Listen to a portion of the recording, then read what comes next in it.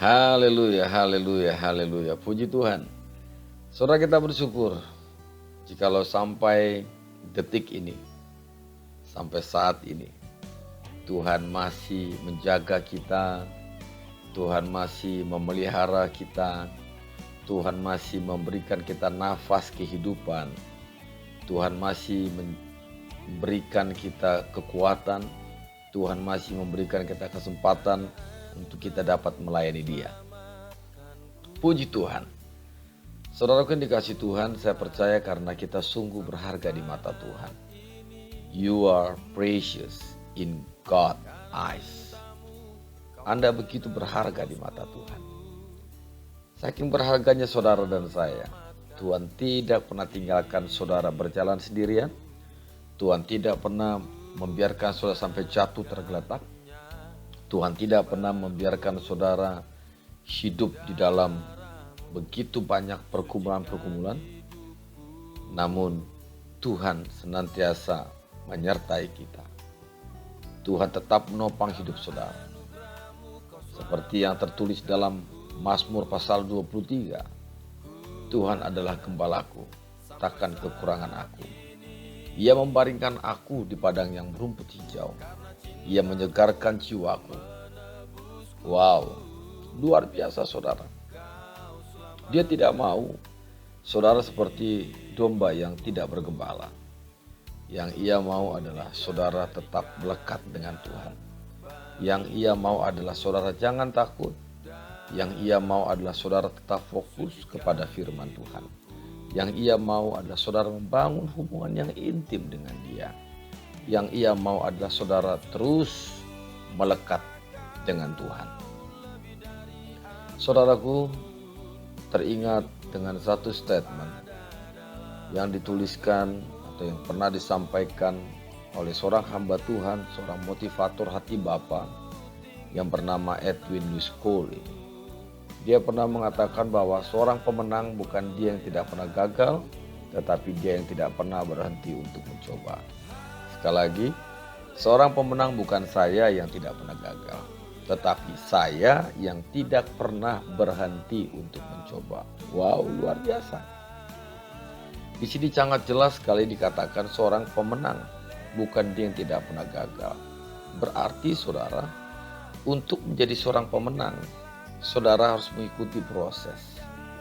Untuk menjadi number one ini harus mengikuti proses. Karena tidak ada proses yang instan, saudara langsung naik menjadi peringkat pertama. Tidak ada. Seorang pemenang bukan dia yang tidak pernah gagal, tentu saja. Seringkali kita mengalami kegagalan. Kegagalan demi kegagalan. Namun kegagalan demi kegagalan ini bukan membuat kita semakin mundur, semakin terpuruk, semakin jauh dari Tuhan. Seorang pemenang bukan dia yang tidak pernah gagal. Ini membuktikan bahwa ada begitu banyak para pemenang, orang-orang yang menang, orang-orang yang berhasil. Mereka sudah membuktikan bahwa mereka juga berangkat dari yang namanya kegagalan. Dan saya percaya mereka tidak hanya 1 kali, 2 kali gagal. Mungkin ada yang 3 kali, 4 kali, 5 kali, 10 kali, bahkan berulang-ulang kali gagal. Namun kuncinya, seorang pemenang bukan dia yang tidak pernah gagal.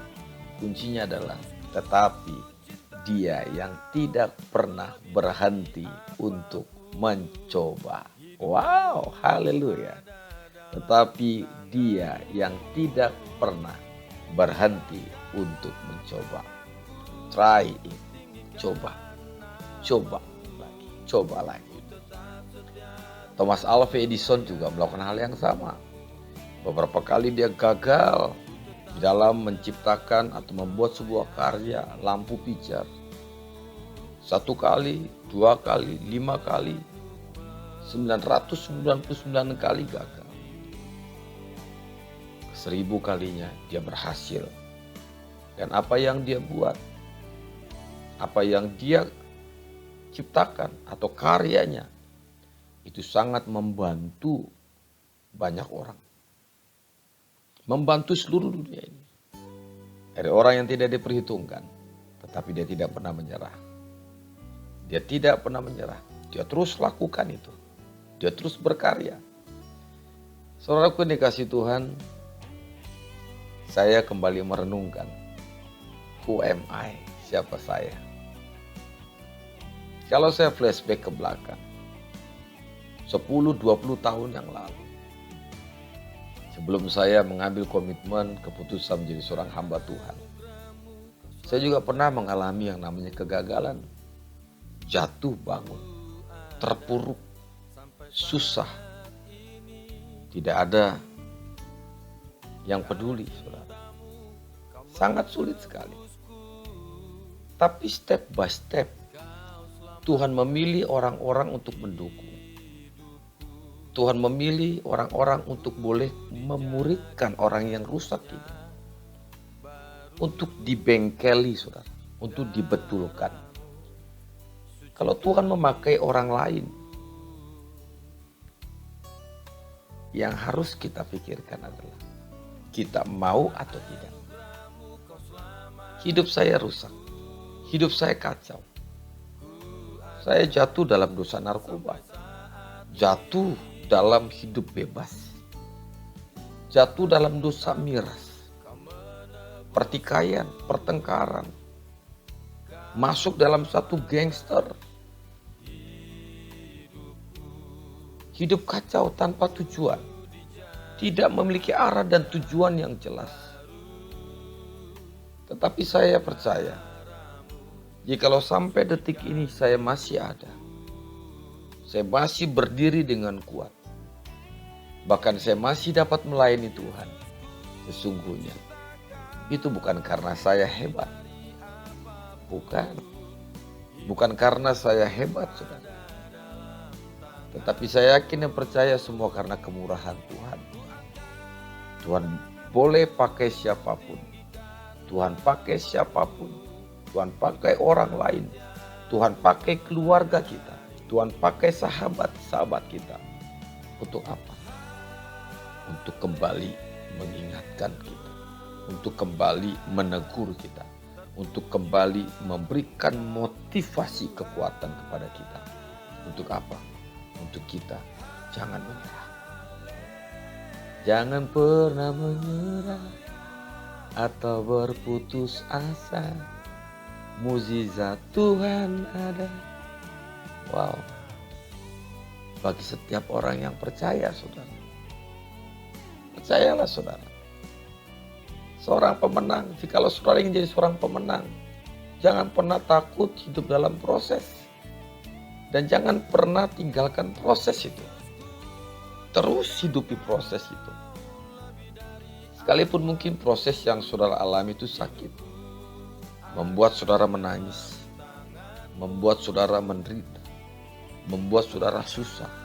Membuat saudara stres. Membuat saudara depresi. Membuat saudara berpikir, kenapa harus seperti ini Tuhan? Saya tidak mampu, saya tidak sanggup. Tapi percayalah saudara, kalau saudara ingin jadi seorang pemenang,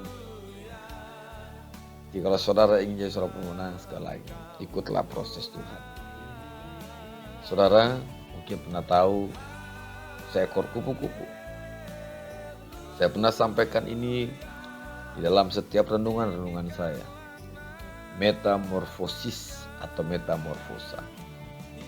Sebelum menjadi kupu-kupu atau seekor kupu-kupu yang indah, ia adalah seekor ulat yang sangat dibenci oleh banyak orang, yaitu ulat bulu. Namun, ketika ulat bulu ini mau taat, dia mau ikut proses itu. Dia masuk dalam satu kepompong yang gelap, pengap, berlendir. Dia ini menggambarkan kesusahan.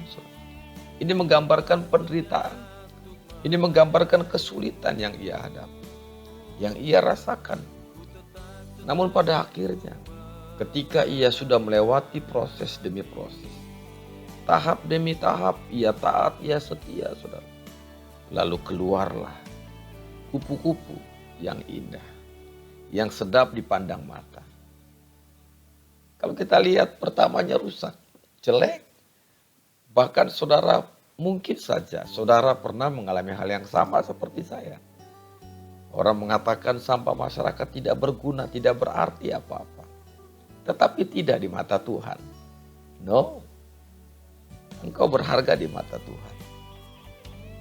Engkau sangat berharga. You are precious in God's eyes. Saking berharganya, saudara dijaga, saudara dipelihara. Kita dipelihara, saudara. Jadi sekali lagi, jangan pernah takut gagal. Jangan pernah menyerah. Jangan pernah berputus asa. Seorang pemenang bukan dia yang tidak pernah gagal, tapi dia yang tidak pernah berhenti untuk mencoba. Tetap semangat, tetap berjuang. Hidupmu sangat berharga di mata Tuhan. Hidup saudara sungguh berharga di mata Tuhan. Pergunakan waktumu dengan baik. Pergunakan sisa hidupmu dengan baik. Sekali lagi saudara, tetap semangat.